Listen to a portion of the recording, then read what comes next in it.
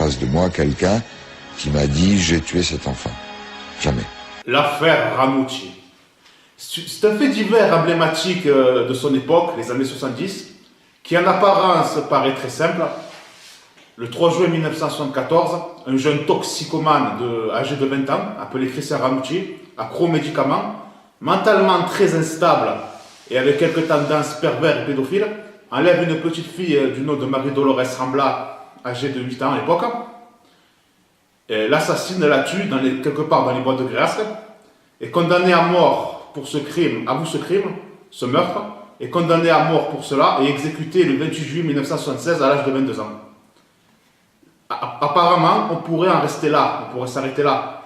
Malheureusement, les choses, lorsqu'on cherche et qu'on creuse un peu, sont beaucoup plus compliquées que ça. Le dossier de l'accusation est bancal et douteux, et c'est un doux euphémisme.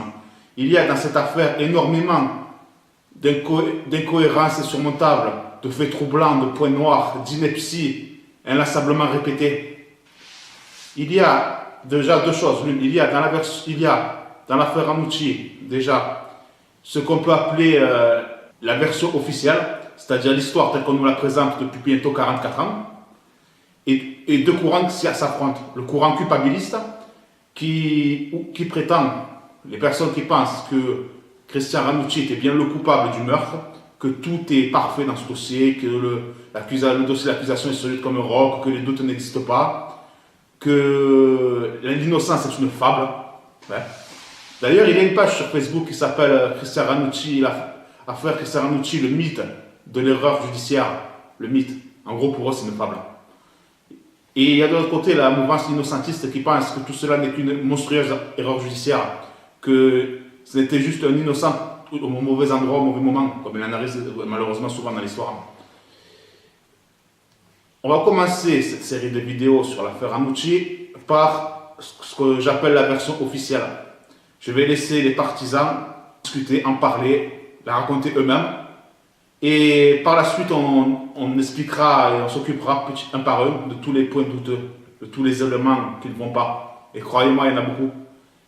J'exprimerai mon opinion sous la forme de questions directement adressées à ceux qui pensent que Christian Ranucci était bien le meurtrier, était bien l'assassin de la malheureuse petite fille.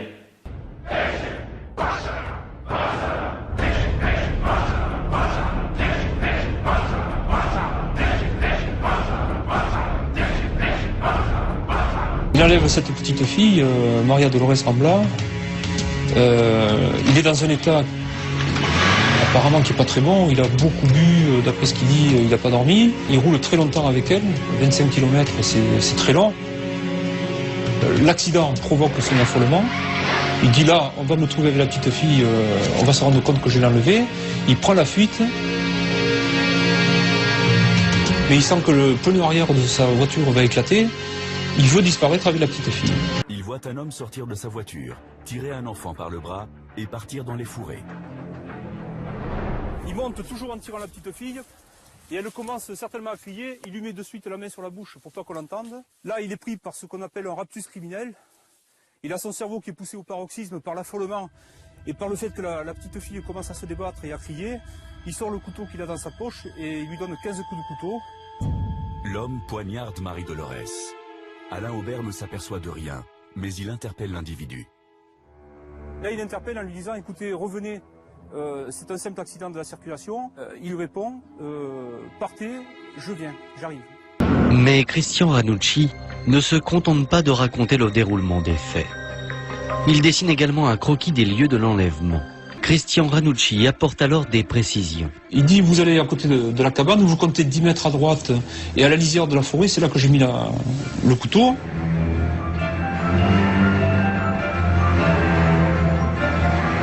Les gendarmes vont sur les lieux, comme vient de leur indiquer, et trouvent le couteau en 5 minutes. Avant d'aller plus loin, il est absolument impératif de garder en tête plusieurs choses. Il n'existe qu'un seul témoignage contre lui. Il a avoué. Quant aux preuves, entre guillemets, de sa culpabilité, il y a le plan, principalement. Il existe un plan qu'il aurait dessiné, un pantalon taché de sang, et enfin, il aurait indiqué aux policiers où se trouvait le couteau, apparemment plein de taches de sang aussi.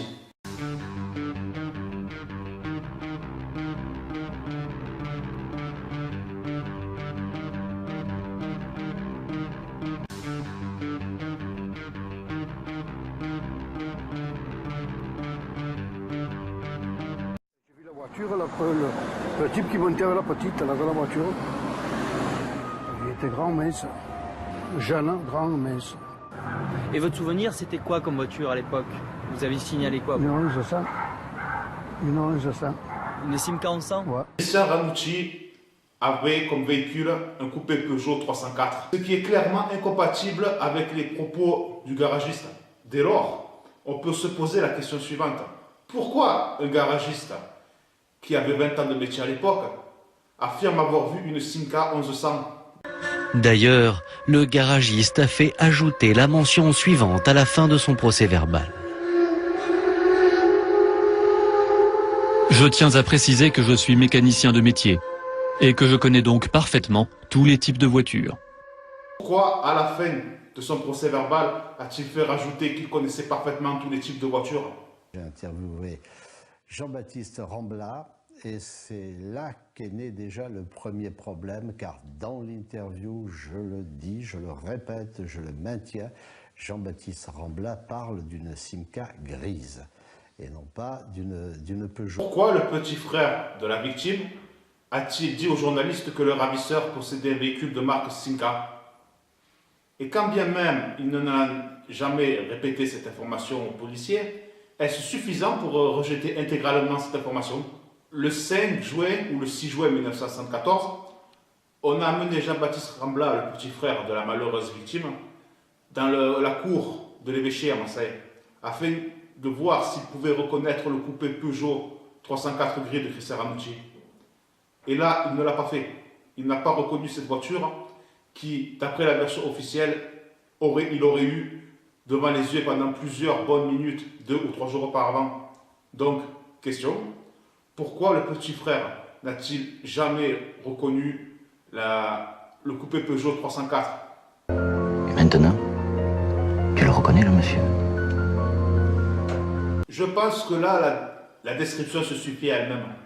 Question, pourquoi le petit frère de la victime n'a-t-il pas reconnu Christian Ranucci comme l'homme qui a enlevé sa grande sœur quelques jours auparavant? Jean Rambla ne reconnaît pas Ranucci. Il aura cette remarque, il dira « Parmi les messieurs que vous me présentez, je ne reconnais pas celui qui a enlevé ma petite sœur. Il n'était pas habillé pareil. » Pourquoi, lorsqu'il déclare « Je ne reconnais pas l'homme qui a amené ma sœur, il n'était pas habillé pareil », les policiers ne se sont-ils pas empressés d'habiller le suspect comme au matin du 3 juin 1974 afin de lancer un second tapissage? Les témoignages de l'enlèvement ne correspondent pas vraiment à Ranucci, on a beau dire ce qu'on a beau dire. C'est pas la même voiture, c'est pas le même silhouette. Et le type qui enlève, il n'a pas de lunettes. Les deux témoins de l'enlèvement ont décrit un ravisseur sans lunettes. L'homme qui a enlevé la petite fille ne portait pas de lunettes. Et là, la logique des choses voudrait qu'on se dise, oh, certes, l'accusé portait des lunettes, mais là, il les a enlevées volontairement pour ne pas se faire voir, pour ne pas se faire remarquer. Il a pris soin d'ôter ces lunettes qui étaient grosses et voyantes pour passer inaperçu, pour commettre son forfait en toute tranquillité, en toute facilité. Or, cela est à l'origine d'une contradiction insurmontable, car Christian Ranucci était tellement myope, il souffrait de si graves problèmes de vue, que cela l'aurait contraint à se déplacer dans le brouillard, à naviguer au milieu du flou le plus total qui soit, afin de commettre un acte extrêmement, au moment de commettre un acte extrêmement grave, il aurait décidé de se rendre volontairement vulnérable. Question, pourquoi un homme qui souffrait d'une myopie quasiment totale ait décidé de retirer ses lunettes? Et pour parler de manière claire même, on peut se demander comment un type, au moment de commettre un acte aussi grave, puisse être suffisamment con pour retirer ses lunettes et naviguer dans le flou total, ce qui, petit A, risquait de faire rater toute l'opération, petit B, l'obliger de se déplacer dans le flou et le brouillard le plus épais, C, l'empêcher de distinguer les traits physiques de sa victime, D, augmenter considérablement le risque d'être repéré, F, le rendre vulnérable en cas d'agression, H, aurait considérablement ralenti son processus de fuite, I, l'aurait considérablement gêné, voire empêché de démarrer sa voiture en trombe en cas de problème, alors qu'il aurait pu tout simplement les garder et être au mieux de ses capacités physiques et visuelles. D'après un témoin qui a été retrouvé un peu plus tard, il surveillait les enfants pendant une vingtaine de minutes. J'étais pizzaïeur, j'avais un camion de pizza et tous les matins, je le nettoyais, je le préparais en face de moi. J'ai remarqué ce monsieur. Je ne sais pas si c'est le lendemain ou le surlendemain que les journaux en ont parlé. Et en plus, il y avait la photo dessus. J'ai reconnu Christian Ranucci, ouais, j'ai reconnu. Le cas du pizzaiolo Guy Rosano est un peu particulier, est un peu délicat. En 2005 puis 2006, 2 livres ont été publiés sous la plume de Gérard Bouladou, par Gérard Bouladou, qui voulait montrer et démontrer la culpabilité de Christian Ranucci. Et il a donc contacté cet homme qui aurait été sur les lieux de l'enlèvement au moment où s'est produit le 3 juin 1974. Mais à l'époque, il n'avait jamais été entendu, jamais son témoignage n'avait été recueilli. Il n'apparaît aucun moment, sur aucun document officiel, aucunement dans le dossier. Donc, pourquoi le pizzaiolo a-t-il mis près de 30 ans à se manifester? Crédit accordé à un témoignage aussi vague et aussi tardif. Les mystères, les incohérences et les points noirs sont tellement nombreux dans cette affaire, et un gros en est l'apparence qu'aurait le ravisseur, aurait les vêtements qu'il aurait portés ce jour-là. Et les 2 témoins qui ont vu la scène de l'enlèvement ne sont même pas cohérents entre eux. Je vais d'abord vous lire la description qu'en fait le petit Jean Rambla. C'était un homme jeune, pas un vieux. Il avait un costume gris. Il parlait comme les gens d'ici. Il était grand et il avait des cheveux noirs et courts. Le garagiste Eugène Spinelli, lui, le décrit comme il pouvait mesurer 1m80 environ. Il était de corpulence mince et avait des cheveux châtain clair.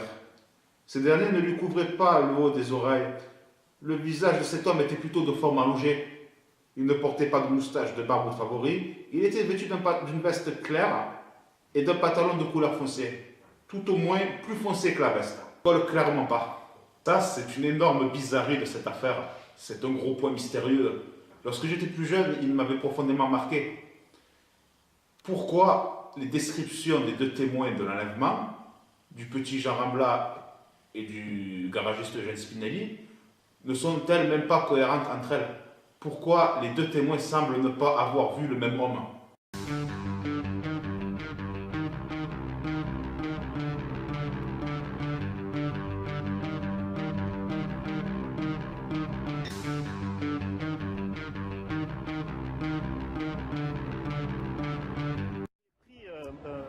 Demi-travers arrière. La voiture a fait une tête à queue et il s'est retrouvé en travers, dans le sens contraire de la direction qui venait. Moi j'étais immobilisé au milieu de la route. Le temps de dégrafer la ceinture, de sortir, il s'est enfui, il est reparti là.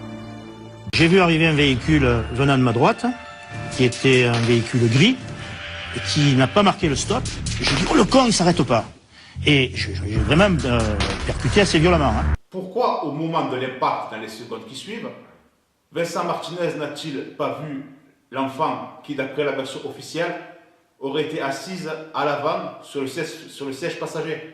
Une dizaine de minutes après, donc Monsieur Aubert revient, me donne les numéros du véhicule, il me dit qu'il s'est enfui dans la colline avec un enfant.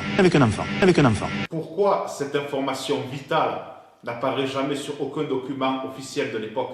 Pourquoi ne l'a-t-il jamais dit aux policiers ou à la gendarmerie? Pourquoi, dans la journée du 3 juin 1974, Vincent Martinez a-t-il affirmé dans son procès verbal que l'homme était jeune et paraissait seul à bord?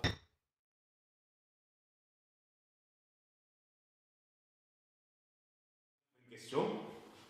Pourquoi Vincent Martinez a-t-il parlé dans les années qui ont suivi qu'il aurait aperçu vaguement une forme blanche à l'intérieur du véhicule au moment du choc, au moment de l'impact, alors qu'en 1974, il n'en avait jamais parlé?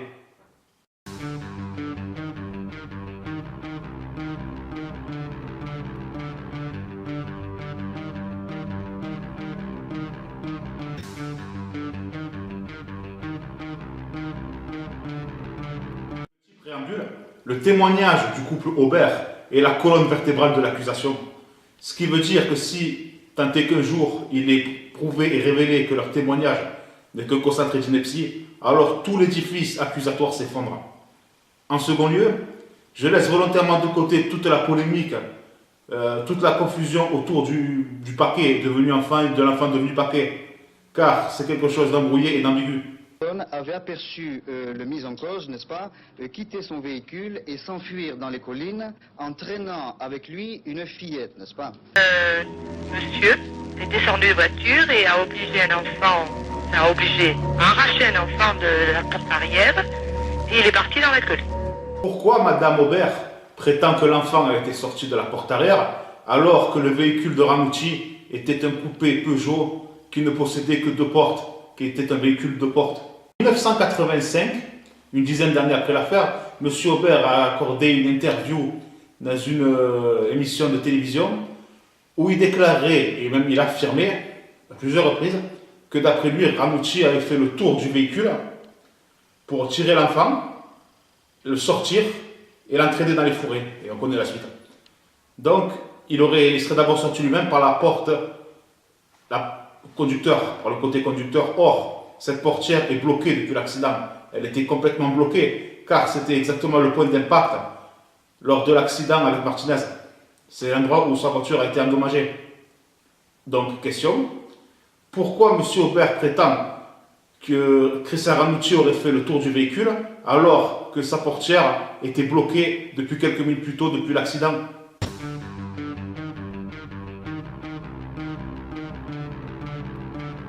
Je ne sais pas exactement où Ranucci avait arrêté sa voiture lorsqu'il a pris la fuite pour, par la suite, toujours d'après cette version officielle, partir dans les forêts en entraînant la petite fille. Le couple Aubert a toujours été incapable de la positionner avec précision, avec certitude. D'où question, pourquoi les Aubert ont toujours été incapables d'affirmer et de positionner avec exactitude et précision où se trouvait la voiture de Ranucci? On en arrive au gros morceau. Et quelques jours après les événements, Madame Aubert a déclaré à des journalistes « J'ai constaté qu'un homme avait ouvert la portière droite et tiré un enfant par le bras. L'enfant était plaqué contre l'homme et je n'ai pas pu voir s'il s'agissait d'une fille ou d'un garçon. J'ai seulement entendu déclarer « Qu'est-ce qu'on fait ?» D'après l'intonation de la voix, je ne pense pas que l'enfant avait peur. Et à ce moment, et très rapidement, l'homme a disparu dans les buissons avec l'enfant. Je vous le répète. D'après l'intonation de la voix, je ne pense pas que l'enfant avait peur. Je ne pense pas que l'enfant avait peur. Donc, d'après Madame Aubert, pour elle, l'enfant n'était pas terrorisé. La petite fille n'avait pas peur. Elle n'était pas angoissée. Bref, elle avait l'air d'aller bien. Or, cela est à l'origine d'une contradiction insurmontable. Car, d'après la version officielle, si Ranucci l'a lacéré de plus d'une dizaine de coups de couteau, il lui a fracassé la tête à coups de pierre, pour aller vulgairement, s'il l'assassinait, c'est parce qu'elle était terrifiée. Elle avait peur, elle criait, elle hurlait, elle se débattait. Bref, elle était en proie à une terreur énorme. D'où question, pourquoi Madame Aubert affirme-t-elle que l'enfant n'était pas effrayé? Pourquoi dit-elle que selon elle, la petite fille n'avait pas peur? Écoutez, revenez, c'est un simple accident de la circulation. Il lui répond, partez, je viens, j'arrive. Si l'on en croit la version officielle, Christian Ranucci aurait eu une petite conversation avec Aubert, juste avant le meurtre. Il lui aurait crié « Revenez, revenez, monsieur ! Ce n'est qu'un accident matériel, il n'y a que de la tôle froissée. » Et lui-même aurait répondu « D'accord, allez-y, j'arrive, je viens. » En gros, c'est ça. Il aurait dit ça juste quelques instants avant de commettre le meurtre. Or, quel être humain sur Terre serait-il suffisamment stupide pour commettre un assassinat monstrueux, tout en sachant qu'il a été repéré par des témoins, qu'il a été vu en compagnie de l'enfant, qu'il leur a parlé, qu'il savait exactement par où il est parti, et que pour couronner le tout, ces gens-là disposaient de son numéro de plaque immatriculologique du véhicule, qu'ils connaissaient son numéro d'immatriculation. Donc question, quelle est la crédibilité d'un tel récit? Gardez bien en tête les choses invraisemblables. Lorsque nous allons étudier les preuves, il va y en avoir une avalanche. Et pourquoi un ravisseur, déjà chanceux d'avoir réussi son sinistre projet, aurait tout abandonné et se serait enfui dans la colline pour se cacher, ce qui, petit a, dévoilait son forfait au grand jour, petit b, le rendait bien visible aux yeux des automobilistes, petit c, risquait de rendre nerveuse la petite fille, petit d, risquait de faire peur à l'enfant, petit e, risquait de provoquer la fuite de sa victime.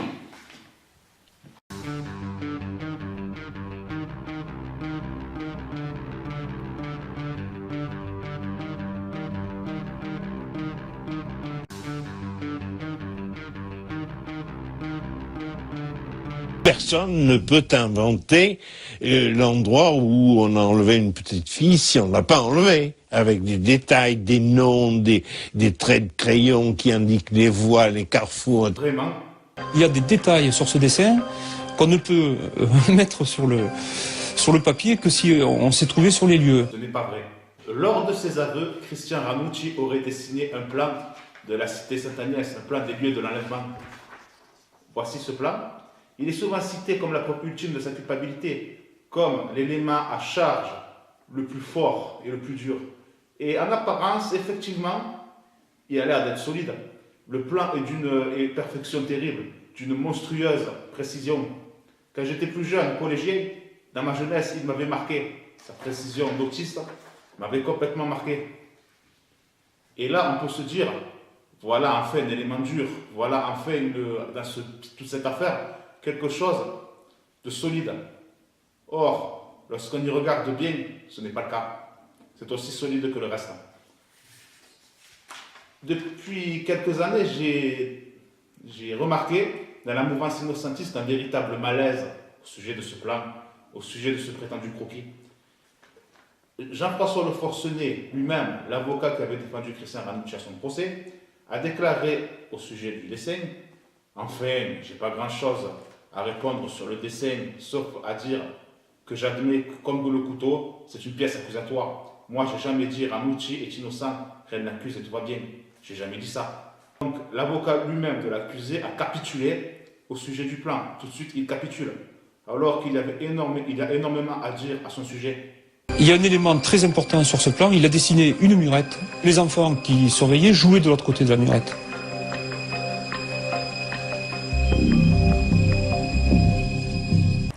Et le point le plus important, comme il avait cette murette entre les enfants et lui, il a dessiné la petite murette. Donc, pour résumer, d'après Gérard Gouladou, la petite murette que l'on voit ici est l'élément le plus important du schéma du croquis, qui est lui-même l'élément numéro 1, la preuve ultime de sa culpabilité. Donc, en gros, avec la murette, on est dans le cœur de ce qu'il accuse, des éléments accusatoires. Et donc, s'il a dessiné la murette, c'est aussi le raisonnement, la logique, c'est qu'il est coupable.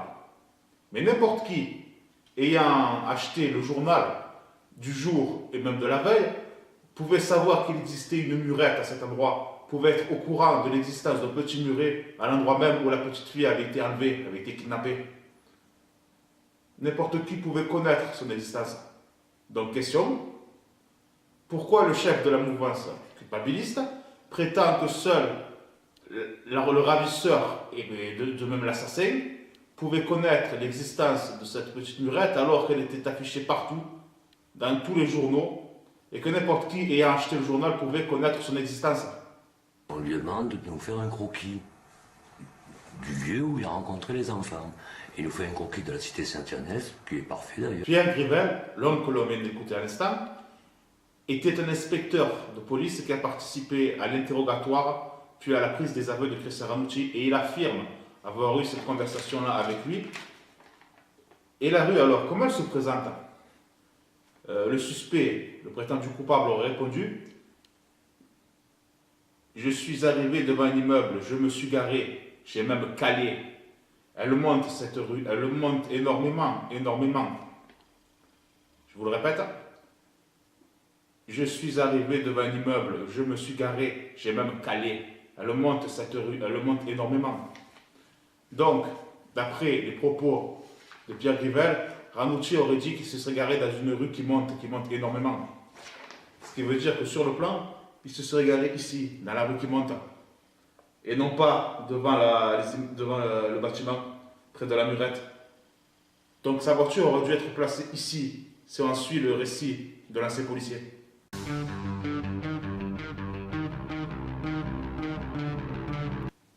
Alors question, pourquoi Christian Ranucci aurait-il dessiné sa voiture devant les garages près de la Murette, alors que d'après les propos que rapporte Pierre Grivel, il aurait dit qu'il se serait garé dans la rue qui monte? Ce point-là est fondamental, car une fois que l'on sait ça, quel crédit accorder ensuite à ce plan? Sur le plan, ici, Christian Ranucci a écrit la mention herbe. Il fait figurer de l'herbe sur le plan. Il désigne une zone prétendument, à l'époque même, sûr, où il y avait de l'herbe. Pour certains, c'est un élément accusatoire. Or, il aurait vu l'herbe ici, mais pas le platane juste à côté, qui était immense, majestueux, énorme, qui était quelque chose d'imposant. Question, par quel miracle cet homme aurait-il vu l'herbe sur le sol, la végétation basse, mais non l'immense platane tout proche?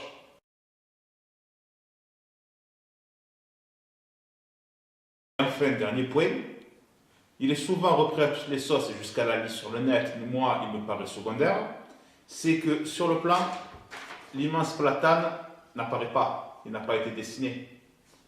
C'est un détail, mais il mérite quand même qu'on s'y intéresse. Donc question, pourquoi n'a-t-il pas dessiné l'immense platane si grand et si majestueux qui se trouvait à l'époque à cet endroit?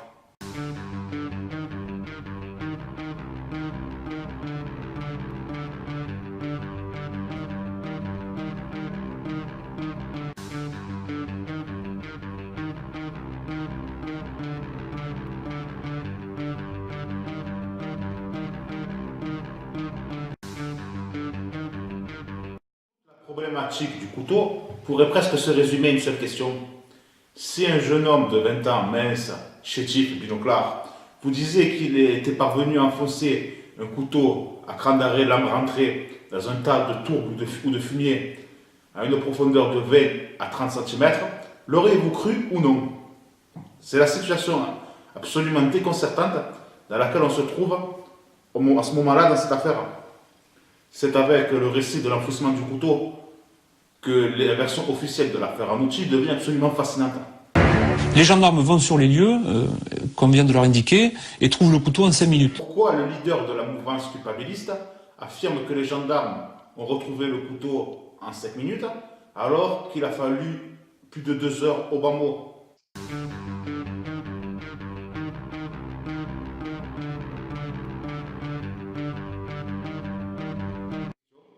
Expliquer de manière crédible et vraisemblable comment il est techniquement et physiquement possible d'enfoncer un couteau à cran d'arrêt, lame rentrée, dans un tas de tourbe ou de fumier à une profondeur de 20 cm, avec un seul et unique coup de pied. Après la version officielle, le couteau aurait été enterré dans un tas de tourbe ou de fumier à l'entrée de la champignonnière, c'est-à-dire au maximum 1 km de l'endroit où on a retrouvé le corps de la victime, à 1 km du lieu où on a découvert le cadavre de la petite. Donc, il aurait enfoncé le couteau il se serait débarrassé du couteau à moins d'1 kilomètre du lieu de son crime. Donc, question, quel genre de criminel se débarrasse-t-il aussi proche, aussi près de l'endroit où il a commis son forfait? Pourquoi se débarrasser de l'arme du crime aussi près du lieu du meurtre? Et puis surtout, quel criminel serait suffisamment stupide pour ne pas penser à essuyer la lame du couteau à cran d'arrêt? Quel criminel serait suffisamment idiot pour ne pas le faire, pour laisser des traces? Et de 44 ans après, les mystères du couteau à cran d'arrêt restent difficiles à dissiper. Nous ne saurons peut-être jamais la solution à cette énigme.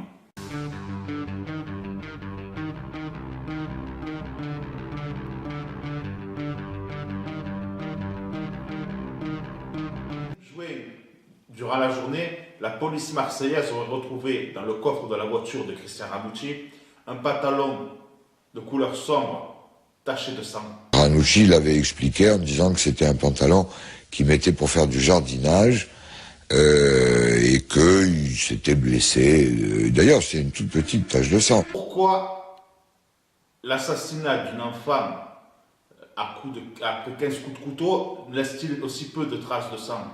Pourquoi le vêtement n'est-il pas plus marqué et éclaboussé que cela? En 2006, l'ancien inspecteur de police Pierre Grivel, qui a assisté à l'interrogatoire et aux aveux de Christian Ranucci, a déclaré à propos du pantalon, je peux vous le citer de tête, le pantalon n'était pas taché de sang, il était inondé de sang. Question: pourquoi Pierre Grivel affirme-t-il que le pantalon était inondé de sang alors que ce n'est pas le cas? En fouillant la voiture du jeune homme, les policiers vont trouver dans le coffre un indice très gênant. Il s'agit d'un pantalon taché de sang. Je vous ai dit précédemment que l'affaire Ranucci était remplie de faits invraisemblables, de contradictions insurmontables et d'étrangetés. Là, on en arrive à une grande. D'après la version officielle, le meurtre de la malheureuse petite fille a eu lieu le 3 juin 1974 aux alentours de midi et demi, de midi 30. Et le pantalon taché de sang a été retrouvé dans le coffre de la voiture de Christian Ranucci le 5 juin en fin de journée, en fin d'après-midi même. Ce qui veut dire qu'il aurait gardé pendant 2 jours un pantalon taché de sang de sa victime, un élément accablant, une preuve solide. Pendant tout ce temps, il aurait gardé cela bien tranquillement, bien sagement dans son coffre. Voilà ce que nous dit la version officielle, voilà ce à quoi nous sommes censés croire. Donc question, quel genre de meurtrier garderait-il bien sagement, bien chaudement un pantalon taché de sang dans le coffre de sa voiture en attendant qu'on le récupère? Pourquoi ne s'en est-il pas débarrassé?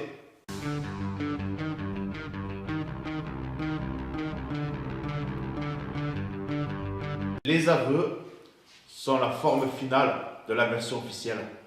Je ne vais pas ici détailler toutes les incohérences, invraisemblances, contre-vérités et éléments douteux des aveux. Il faudrait consacrer au moins une vidéo d'1 heure, 1 heure et demie à cela. Je le ferai sans doute prochainement. Je vais donc plutôt vous parler de ce qui m'a le plus marqué, le plus choqué lorsque je lis le document des aveux. C'est que c'est un sujet un petit peu difficile de parler. C'est qu'on raconte, d'après la version officielle, que la malheureuse enfant, la malheureuse petite fille, la Marie-Dolores, elle a été frappée de 2 grands coups de pierre au minimum sur la tête. Elle est assommée de 2 grands coups de pierre sur la tête pour l'empêcher de crier, de hurler. Le coupable l'aurait frappée à 2 reprises ou plus avec une pierre pour la faire taire. Et ensuite, il aurait donné des coups de couteau. Or, dans les aveux, à aucun moment, l'information des pierres et des coups qu'elle aurait reçus, qu'il aurait donnés, n'apparaît. À aucun moment dans les aveux, Ranucci ne parle des pierres. Pas une seule fois. Ni des coups qu'il lui aurait donnés. Donc, question. Pourquoi, dans les aveux, les coups de pierre et les pierres elles-mêmes n'apparaissent à aucun moment? Pourquoi l'alinéa ne cite même pas l'absence de cette partie du récit, de cette partie du crime?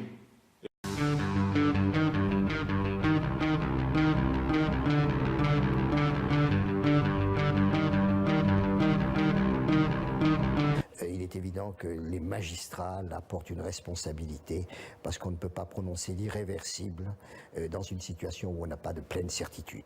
Pour résumer la situation de l'affaire Ranucci, nous avons donc une absence totale de preuves que Christian Ranucci s'est bien rendu à la cité Sainte-Agnès le matin du 3 juin 1974, une absence de reconnaissance par le principal témoin, un véhicule décrit par un garagiste expérimenté clairement incompatible avec celui de l'accusé, des descriptions du ravisseur incohérentes entre elles, une petite fille invisible dans la voiture de l'accusé lors de l'accident, un unique témoignage à charge incohérent, une petite fille qui n'était pas apeurée ni effrayée, un plan faux et incomplet, un couteau qui ne nous a pas encore livré tous ses secrets,